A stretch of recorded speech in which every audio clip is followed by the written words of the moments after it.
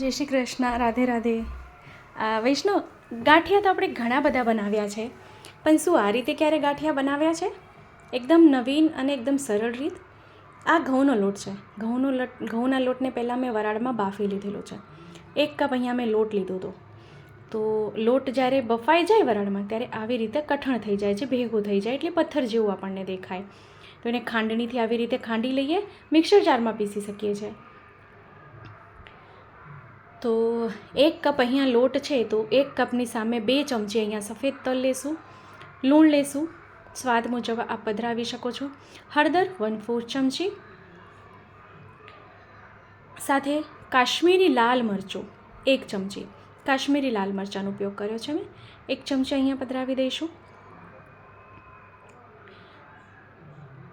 તો આ જે ગાંઠિયાની સામગ્રી છે ને, ખૂબ યુનિક છે ને ખૂબ નૂતન છે. જો લોટ બાફેલો છે એટલે મોણનો ઉપયોગ વધારે નથી કરવાનો. મોણનો ઉપયોગ ફક્ત અહીં 2 ચમચી, લીંબુનો રસ 1/2 ચમચી. હવે લીંબુનો રસ શા માટે પધરાવ્યો છે આપણે? એનાથી ગાંઠિયા ખૂબ સોફ્ટ બનશે. ક્રન્ચી કહીએ ને, ક્રન્ચી એટલે એવું બનશે.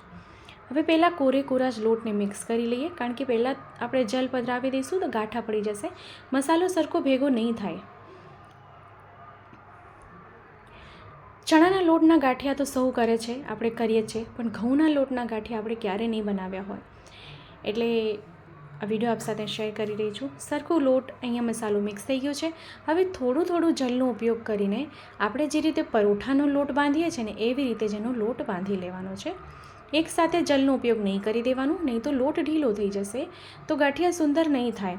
એક વાતનું ખાસ ધ્યાન રાખવાનું કે આમાં જો મૂળ વધારે નહીં કરવાનું, કારણ કે આ બાફેલો લોટ છે, તો એ પહેલાંથી જ ફૂલી ગયો હોય લોટ, તો એ ખાસ ધ્યાન રાખવાનું. તો લોટની અહીંયા કણક આપણે તૈયાર કરી લઈએ. એનું પરોઠા જેવી કણક આપણે બાંધી લેવાની છે કે સાંજામાં જ્યારે ગાંઠિયા કાઢીએ ત્યારે સુંદર નીકળે. તો જો વિડીયો ગમે તો લાઈક જરૂર કરશો. આપણા ગ્રુપમાં શેર કરવાનું ભૂલશો નહીં, જેથી વધુથી વધુ લોકો સુધી વિડીયો પહોંચી શકે અને એને પણ વિડીયો ઉપયોગી થઈ શકે. અને જો ચેનલ પર નવા હોય તો ચેનલને સબસ્ક્રાઈબ કરશો, બેલ આઇકોન હિટ કરશો કે જેથી જ્યારે બી હું સામગ્રીનો વિડીયો મૂકું તો આપ સુધી નોટિફિકેશન આવી જાય. અહીંયા કણક સુંદર તૈયાર થઈ ગઈ છે. એનું ટેક્સચર બી ખૂબ સુંદર આવ્યો છે. એવું કંઈ નથી કે આપણે આ લોટને રેસ્ટ આપવાનું છે 5 મિનિટ, 10 મિનિટ, 15 મિનિટ, ના. આપણે તરત જ લોટ બાંધ્યા પછી ગાંઠિયા સીપ કરવાના છે. આ ગાંઠિયાનો જારો છે, સાંચો લીધો છે મેં. આ સાંચામાં આપણે લોટને ભરી લઈએ.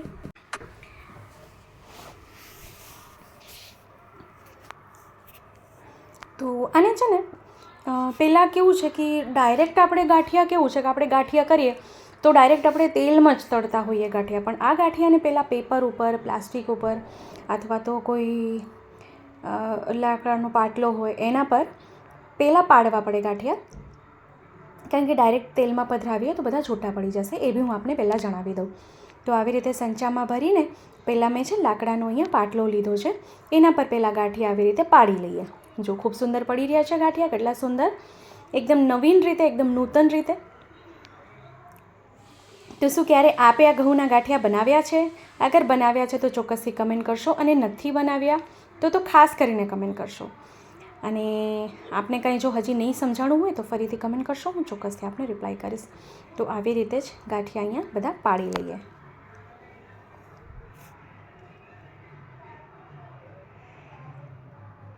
અને પછી છે ને મેં તેલમાં તળ્યું છે, તેલ ગરમ કરવા મૂક્યું છે. તેલ છે ને ગેસની આંચ ધીમી રાખવાની, અને તેલ આવી જાય એકવાર પછી ગેસની આંચ ધીમી કરીને, એટલે મીડિયમ કરીને એમાં ગાંઠિયા પધરાવી દઈએ. અને આવી રીતે સુંદર ગાંઠિયા તળી લઈએ. મેં એક જારો પહેલાં કાઢી લીધો છે, ફરી આપને એકવાર હું બતાવી દઉં. જો અહીંયા જો આવી રીતે તાવીથાથી લઈને પધરાવીએ અને ધીમી આંચે એને તળી લઈએ. જો તરત જ ગાંઠિયા ફેરવવાના નથી, એ ધ્યાન રાખજો, નહીં તો એકદમ આ નાજુક હોય છે, એકદમ સોફ્ટ હોય છે, તો તરત જ આ ભાંગી જવાની બીક રહેશે. તો ગાંઠિયા સુંદર તળાઈ ગયા છે, આપણે એને બહાર કાઢી લઈએ. તો એનું રંગ કેટલું સુંદર આવ્યું છે એ બી આપણે જોઈ શકો છો. તો આવી રીતે જ બધા ગાંઠિયા આપણે તળી લેવાના છે. તો ખૂબ સરસ અને સુંદર એક નૂતન રીતે એક નવી સામગ્રી મેં આપ સાથે શેર કરી છે ગાંઠિયાની. હવે એક પાત્રમાં એને સાજી લઈએ. હું આપને દેખાડવા માટે ફક્ત આવી પ્લેટિંગનો ઉપયોગ કરી રહી છું, યુઝ કરી રહી છું. તો આપ અહીં જો કેટલા સુંદર દેખાઈ રહ્યા છે ગાંઠિયા. તો આ બી આ સામગ્રી સિદ્ધ કરજો, શ્રી પ્રભુને ધરાવજો અને કમેન્ટ કરવાનું ભૂલશો નહીં. કમેન્ટ કરીને ચોક્કસથી જણાવશો કે આ વિડીયો આપને કેવો લાગ્યો છે, અને લાઈક કરવાનું ભૂલશો નહીં અને આપણા ગ્રુપમાં શેર કરવાનું ભૂલશો નહીં. તો એકદમ સોફ્ટ, એકદમ ક્રન્ચી ગાંઠિયા સિદ્ધ થઈ ગયા છે. આ ગાંઠિયા આપ 1 થી 2 મહિના સુધી એરટાઈટ ડબ્બામાં ભરીને રાખી શકો છો. આમાં સ્મેલ બી નહીં આવશે અને ગાંઠિયા ખરાબ બી નહીં થશે. તો એકદમ નવી રીતે બાફેલા ઘઉંના ગાંઠિયા અહીંયા સિદ્ધ થઈ ગયા છે. તો આપણે ફરીથી મળશું આવી રીતે જ નવી નવી સામગ્રી, નવા વિડીયો સાથે. તો અહીં તોડીને જો હું આપને દેખાડું તો અહીં જો કેટલા સોફ્ટ થયા છે, તરત જ ભૂકો થઈ જાય છે. આપ અહીં જોઈ શકો છો. તો ફરીથી મળશું નવા વિડીયો સાથે. ત્યાં સુધી જય શ્રી કૃષ્ણ.